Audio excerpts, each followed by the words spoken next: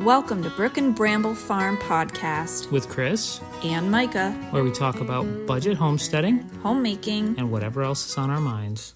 Well, we're here with a very special episode. It is a question and answer. A Q&A, if you will. If you will, if you please. We're going to be, Micah put out a questionnaire on Instagram. You asked us questions. To which we will reply to the best of our abilities. We will answer truthfully. Or at least partially in whole. What? I don't know. Partially, completely. It's already pretty late at night. We'll answer partially, and completely. there are a lot of questions, so I don't know if we'll split it up and do two, or if we'll just ignore some of the questions, or we'll see how we feel. We'll see how it goes. Okay. Now, the first question is how we met, and we already talked about that. So, clearly, this was not asked by a loyal podcast listener. But that's fair. When it boils down to it, we met at church, and then he was friends with my brother. Yes. Okay, engagement story. Fort George. Enough said. Okay. I don't know. Yeah, Chris was like, do you want to go to Lake George with me later? And I was like, sure, but he didn't mean like swim at Lake George. So Lake George, for those of you who don't know, Lake George is like a focal point very of... touristy. Yeah, it's a focal point of American history, like French and Indian War. A lot of French and Indian War battles took place near there. Rogers Rock is on Lake George. Mm-hmm. And so anyway, there are actually some ruins in Lake George, which are really cool, 250-year-old ruins. And one of them is the ruins of Fort George, which are such a nondescript... You know why I love them and why I took you there? Why do you love them? I love them because it reminds me of places in Europe, like this forgotten ruin back in the woods. Yeah. And it's not like on any, hey, Big Arrow, like ruins Fort George over this way.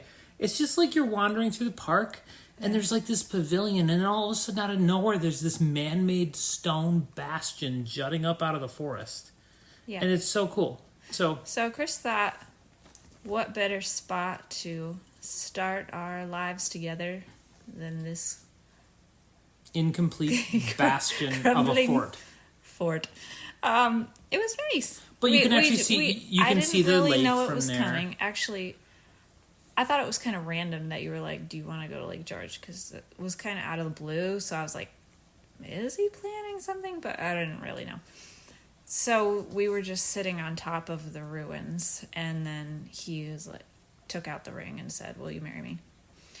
And then I was like, said, no. I was like, when I was like out of body. No, she was actually like, are you for real? Yeah, I was like, is this real life? There were a few reasons why I was like, what? Because it had been a long time of being together and wanting to get married. And then we were like, wait a minute. This is really happening. Yeah. Okay. Anyway, that's that. His favorite thing you bake. What's your favorite thing you bake? That you bake. Yeah. That's a very specific, culinary skill. Yeah. And so I have to say depression cake is pretty good. Oh. Because it's like you'd almost have to break it up into savory versus sweet. Because my favorite thing you bake for regular stuff that we eat all the time is sourdough bread. Okay, I'm making that tomorrow. And then my favorite thing you bake for desserty stuff is definitely depression cake. And I have a reel for that if you haven't seen it. Yes. I have the recipe and a recipe highlight on Instagram. Yep. Okay. Do we have holiday traditions? We keep to ourselves on the holidays. No, we don't actually. I don't know.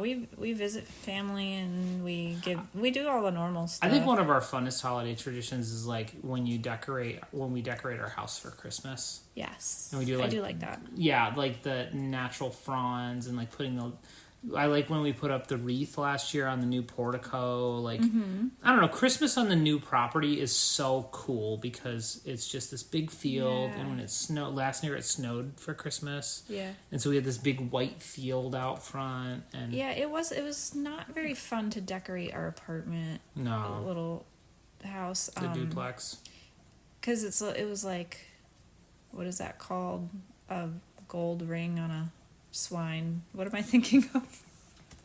A purse and a sow's ear. You're making a Crown on a chalupa. silk purse from a sow's ear. Okay. Anyway, yeah. But But it's traditions very- yeah, wise, we aren't like We don't have on the anything 23rd of November. We always go to Austria and visit our great uncle Wolfgang. No, we don't do that. Are you making fun of my great uncle Wolfgang? No, it was the first German name I could think of, but you actually had an uncle Wolfgang, A great uncle a Wolfgang. great uncle Wolfgang. Yeah. Yeah, we don't have anything really cool, but I hope to come up with something. We celebrated New Year's Eve New Year's Eve the Tasha Tudor way last year. I think we should do that again. That was fun. Yeah. Oh, We made it's- Yorkshire pudding. What? So Well, no, I was going to say it's not a... No, we'll continue on with Tasha Tudor. we I had just a had an idea. fire Yorkshire pudding. We all dressed up fancy and lit candles and Yup. shouted Happy New Year. Yep. That was cute. That was fun. No, I was going to say the one... It's not really a holiday tradition, but every year we do the 18th century dinner Okay. right before Thanksgiving. Mm-hmm. Like a month before Thanksgiving, we do a dinner with a bunch of our friends Mm-hmm. where we each make a dish inspired... No, not even inspired. A dish from the 18th century. And the rule is it can't be like 18th century scrambled eggs. Because that's just something we still have. Something that you haven't really tried before. And it has to be unique. something that's unique that you don't find in like Betty Crocker. Yeah. What do y'all grow in your garden? What do y'all grow in your garden? We grow. Anything we want. Well, this year we had Banana trees. Sir. Banana trees would die Okay. up here. We grew zucchini, tomatoes, basil, cilantro, pickling cucumbers, cabbages, and loofah. I was gonna grow broom corn, but I didn't plant it in time. The first round of planting failed because of a seed kit that didn't work. So then I bought more seeds and planted again, but I didn't get as much stuff as I wanted in there. But I mean, in the past we've We done also a had lot of strawberries. things. We I also have- planted a huge field of sunflowers, and then we have a flower garden. Yeah, and in years past we've done bush beans, heirloom bush beans. Mm-hmm. We've done broom corn. We tried sweet corn, but we didn't have the right nutrients for sweet corn, I And think. every year we think we're going to have a beautiful garden, and then I let you down. No, every year I think we're going to have a beautiful garden, but then I remember Chris planted weeds before we thought that could be a garden. I thought to myself, this will be lawn, and so I'll plant a whole bunch of grass seed here. We struggle with the weeds. Yeah, weeds are a challenge because I go to work all day and Micah's with the kids all day, so neither of us has a ton of time to weed, and they just get away from us. Anyway, it's an So ugly we- garden, but it does produce veggies. So I guess we should add that we grow weeds in our garden. Yeah. Lots of them. Yeah, for sure. And what are each of your favorite crops? This year I'm really having fun with the loofah, and last year I've really enjoyed the broom corn because I make a little broom. I really like the bush beans, I'm not going to lie. Oh yeah? Because if you dry them, they keep for like 5 or 7 years. They're so cool. That is cool. And then you can plant any excess in next year and get a whole bunch more. What was the hardest thing to learn to do so far with homesteading? Keeping animals out of our chickens. Oh, that was hard to learn how to do. Oh, I didn't have to learn how to do it, I guess. You just deal with it. I feel like the cow was a big learning curve. The cow, I was going to say Learning how to manage a huge animal. fencing was Oh, one of the hardest yeah. things to learn how to do properly. Because you read about it and I've put in like little fences before, but I've never put in like a substantial fence intended to keep a large animal in. Mm-hmm. And so that was like a whole learning curve because even after I thought I had it for sure, the cow still got out. So Yeah. yeah, that was challenging. Yep. How much input does your husband give on decor and design choices? I have 100% input. Micah has 0 input. I'm just kidding. Micah is the brains and I'm the brawn. She comes up with all the ideas and I just say, let's do it. You You, I feel like you have input, don't you? Yeah, I mean, I have input in like. You say like, oh yeah, let's do it. Well, right. No. Like I have the nitty gritty input. Like you have this grandiose. You have the technical input. Right, but you have this like grandiose scheme that I agree with. Mm-hmm. But then I have the input of like, hey, let's do it this way so it'll look like this. Mm-hmm. And then we either compromise or usually you're just like, yeah, let's do that. So like one of the ones we're working on right now, and Micah has always wanted these, is ceiling beams. Now our house, we at the time budgetarily, building a timber framed house was beyond our budget constraints. Timber framing is very expensive because of the skill involved in timber framing. But every single picture I like of interiors has ceiling beams. Right. And the other thing that's really hard with fake ceiling beams, the ones that you buy, and I'm not disparaging anyone who buys them, but I've been around enough timber frame structures to identify when a ceiling beam is fake.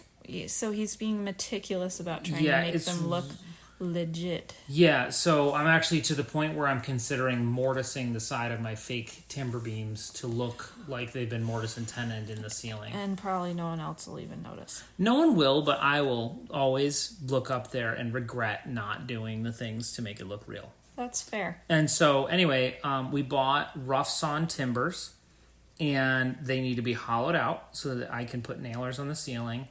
And so this is all stuff like Micah just wanted the timbers on the ceiling. So I'm at the technical stage of actually making it happen and doing it in such a way that it looks legit. So we went to my brother-in-law who has an adz, and I got the timbers from a sawmill, local sawmill, and I have been adzing the surface of all the timbers so that they are, I would say so that they look hand-hewn, but they actually are hand-hewn. They are. So when they're done and stained and distressed with the adz, they will look like a legit hand-hewn timber frame beam, but they will be fake in that they'll be hollow, anchored to the ceiling, and then the joints will be hopefully as tight as I can possibly get them to the ceiling, and then whatever we can't do, we're going to try and hide as best as possible. So that's the kind of stuff I do on the design side of things.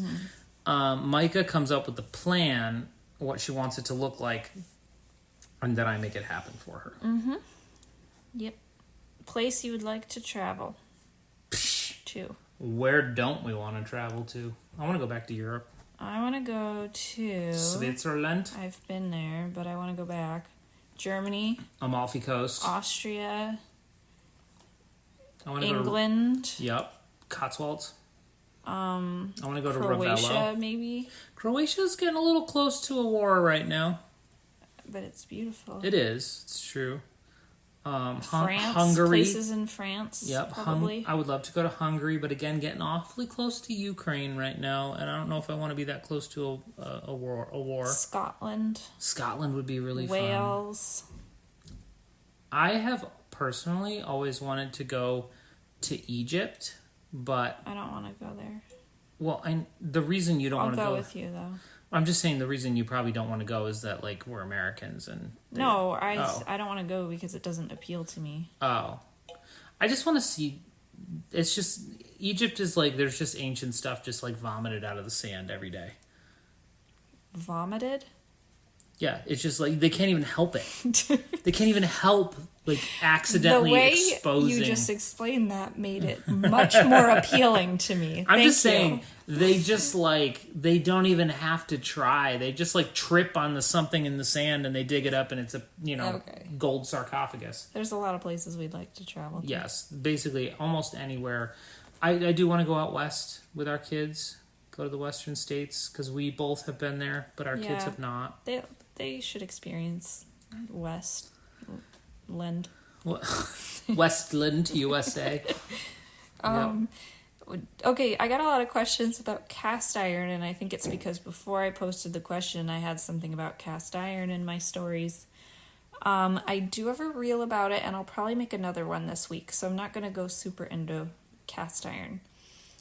But someone asked if I have a favorite brand, and I have a few Wagners that I really like. No. Why do you like Wagner's over the other ones? They're smoother. That's the thing. And they're more lightweight. And Well, so are Griswold's though, but we don't have any of those. I think the logo is cooler looking. I mean, so you can actually take like Lodge cast iron from Home Depot, or not Home Depot, Walmart. You can get Lodge, and you can actually polish it yourself and then reseason. I have seen where people have actually polished it to a mirror shine. How do you polish it?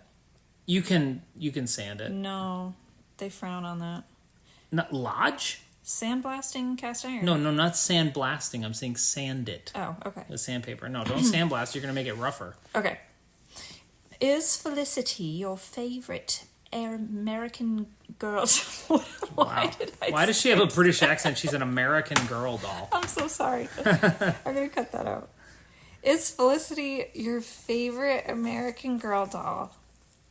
If so, who is your next favorite? Well, I have to say, personally, that Who's when your I was favorite? growing up, Who's your favorite? You have a favorite. I did not know anything about American Girl dolls. But you do now.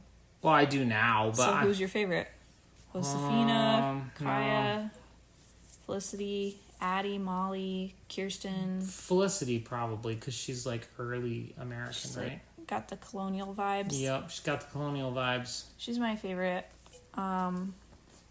Yeah, the later ones, like after 1900, I have zero interest in any of them. I just like the ones my kids like.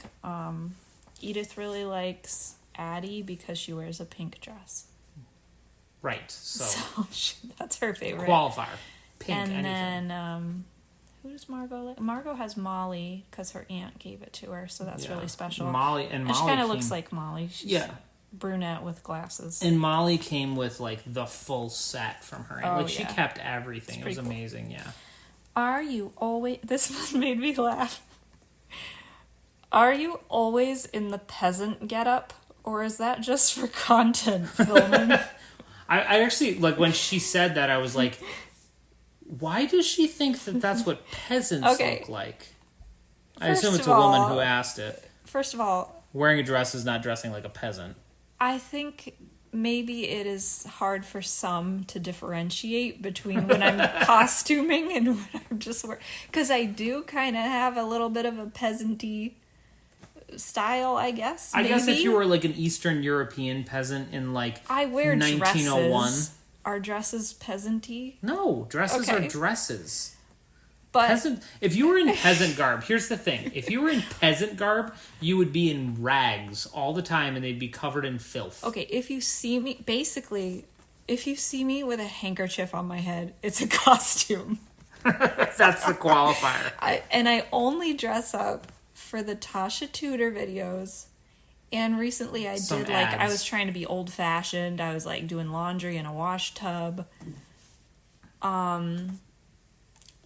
I don't know. If There's no pet. That's not. I think it's peasant pretty garb, normal to wear dresses, though. I don't think that's like Peasant garb. my get up. Oh, you're not wearing leggings? You must be a I'm peasant. not trying to make fun of this person. I just thought it was funny. Oh, I am. I think it says more about me dressing weird. I don't know. Yeah. But that's how I like that style. So, Yep. have you always? This one was from the same person, and it took me a minute to understand it. Have you always been drawn to yonder years, or recently fell in love? She may not be from America, so No, yonder it's- years might be something It's else. okay. I think it means, have we always loved history? Like the past. Have we always loved the past? Or yeah, the way they've done stuff in the past. I think so. That it's definitely been a long-term admiration for... Let's say it this way: we've always looked back for inspiration instead of looking at modern things. I would never have said that I loved history, but take me to a historical house or like a museum of like a president's home, or like a tour of an old village, and that is where I am at home. That is why my house looks the way it does. Yonder. Because of the yonder years. Will you start showing your husband in your content more now that he's in the podcast? I'm kind of in the content a little He can bit. be in the content if he wants. I'm not like hiding him. Maybe you should, though. Now that people have listened to the podcast, they may be like, okay, maybe we don't need to see more of him. He was actually fully featured in one reel that A long time ago. was probably one of my most successful reels. It had several million. Million views. People really liked him, so maybe I should feature you more.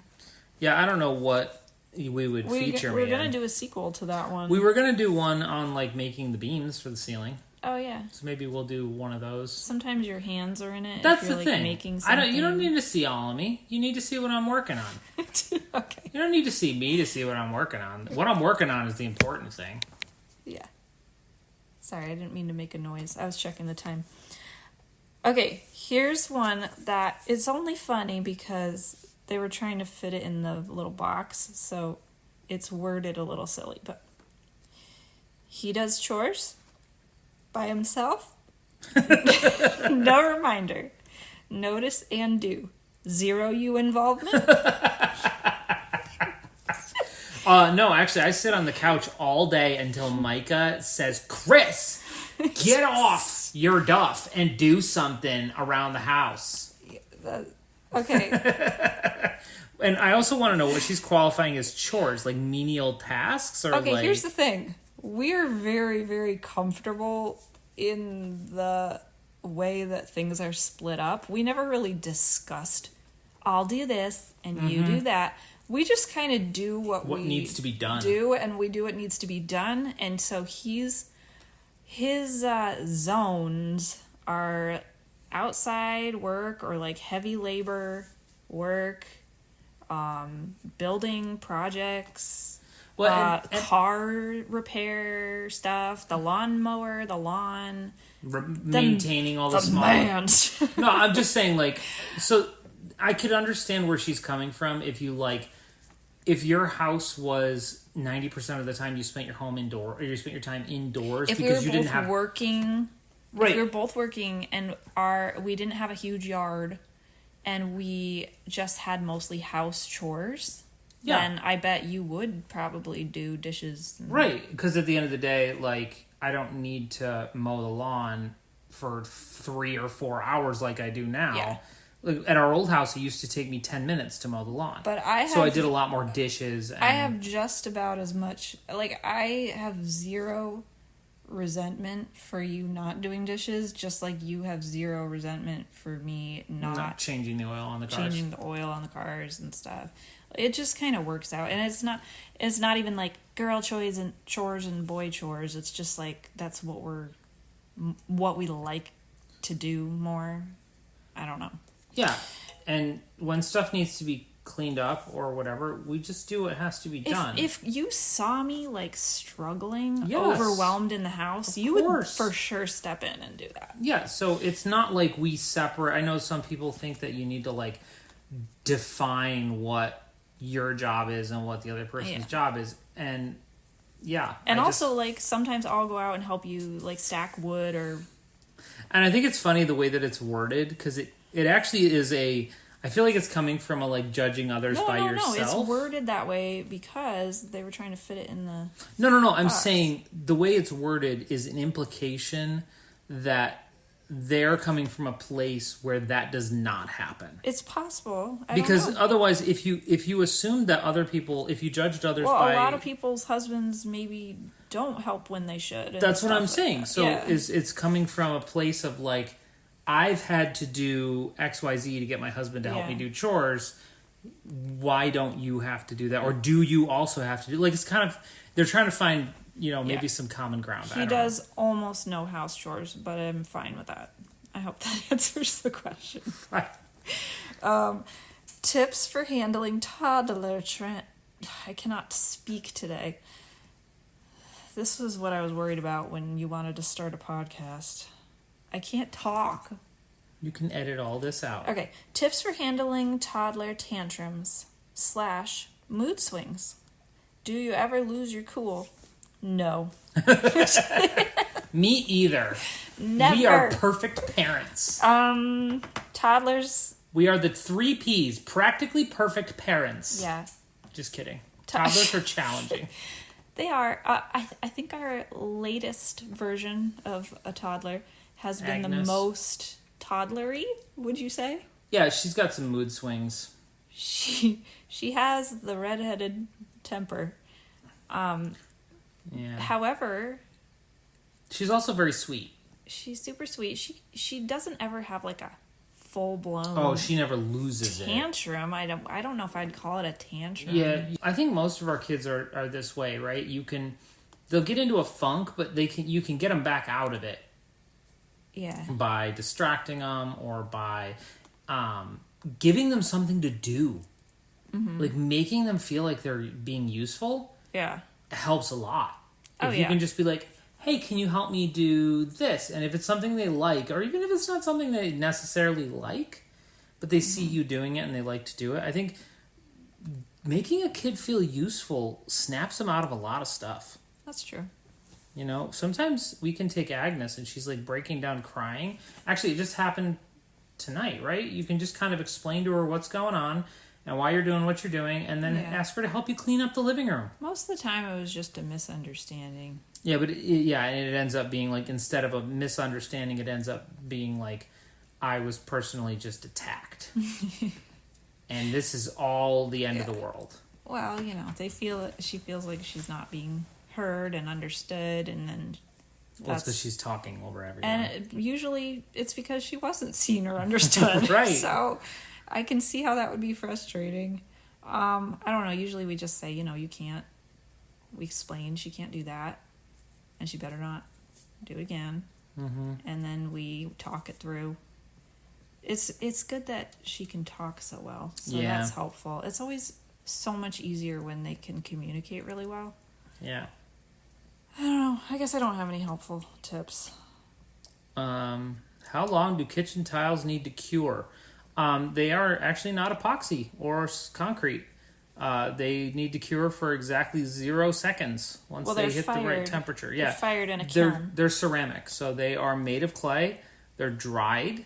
Maybe that's what they meant. The kitchen tiles Yeah. is what we're talking about Yeah, that Chris is kitchen making. floor tiles. So we dig the dirt from either my property here, my personal property. I'm just kidding. Our property. We either dig the dirt from here, which is pretty clay-rich soil, or actually we have a friend not too far from us, same type of clay, that he lives near a riverbed on his property, an old riverbed, and it has deposited what looks like modeling clay. You cut into it with a hoe, and it comes off in chunks of modeling clay. So I've used some of that before too for kitchen tile, and comes out of the ground. It gets filtered very quickly using gravity by whipping it up into a slurry and then having all the heavy stuff settle out. The clay stays suspended in the slurry. Pour the slurry off, let it settle out of that. Pour the water off, and then we make the tiles from the clay. They dry, and then they get fired in a kiln at 1,946 degrees, I think is my number now. And once they're fired to 1,946 degrees, they are ceramic. There is no going back. You can't dissolve them anymore. You can't do anything. They are a solid ceramic, and 5,000 years from now, someone will find that material and it will still look exactly like it did when I put it down. So it becomes ceramic, and at that point, they can be laid. I have another 150 downstairs that need to be laid right now, actually. They're all fired and ready to rock and roll. So that's how we make our tiles. There you go. Well, we're at half an hour. Do you want to stop and do the rest next time? Sure. Okay. All right, well, we'll catch up next time, and we'll answer the rest of them in the next Yes, podcast. if you asked a question and we didn't answer it, we're going to answer it next week. And if you have more questions you would like us to answer, Ask them in the comments. Yeah. If we just opened a slew of new questions for you. yeah, that's possible. And you can text us at the bottom of the link or at the bottom of the description for our podcast. There is a link to text us. We can't text you back, but we'll get the text and we can respond in our next podcast. Or send me a message on Instagram. Or Thank leave you a for comment listening. in YouTube. Thank you for listening, and have a wonderful day. slash night.